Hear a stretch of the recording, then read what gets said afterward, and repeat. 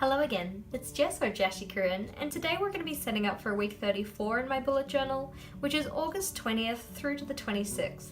But before we get into that, I figured we'd just have a look at how this week was going. So as you'll remember from my last weekly plan with me, for this week I had a lot of non-contact periods going on at school, which meant that I knew I wasn't going to have a lot of tasks that I had to do on specific days.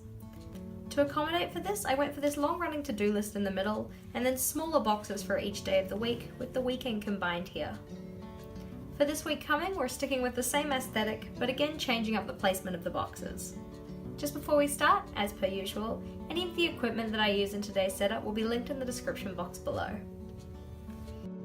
To start off with, I'm going in with my navy blue Faber-Castell Pitt Artist pen to write out the heading for the page and the title for each of my boxes. Given the difficulty I had last week with the spacing and placement of my boxes, as well as having a few overextended lines in my timetable, I decided to draw everything out in pencil first. After this, I took my Faber-Castell Pitt Artist pen in the F size to draw all of the outlines for my boxes. For next week, my senior students will be returning from study leave, but I really enjoyed the long-running to-do list I incorporated into this week's spread, so I decided to put that in for next week as well. I've also decided to include the notes section from last week's layout as well.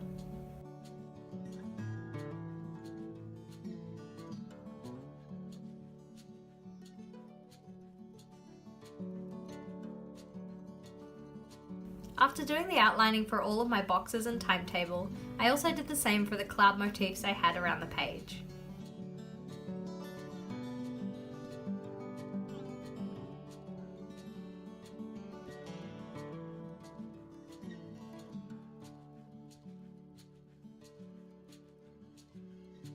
I then used my S-size Pitt Artist pen to fill in my events for the coming week.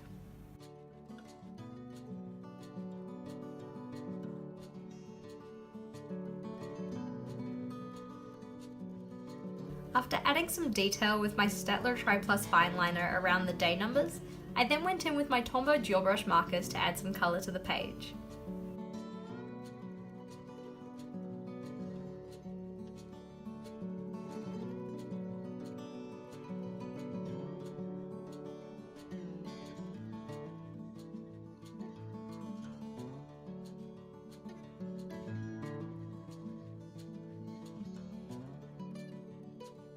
As you've probably been able to tell by this stage, each of the colours on my mini timetable represents a different year level that I teach. The darker the colour, the more senior the class.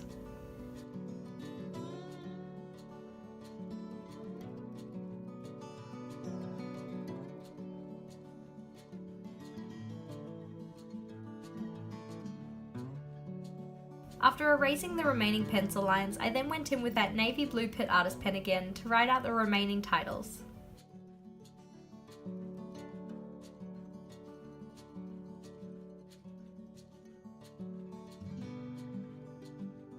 To finish off the spread, I then went in and wrote down the classes that I have on my mini timetable, added some gold dots around the day numbers, and then colour-coded my events list using my regular colour key.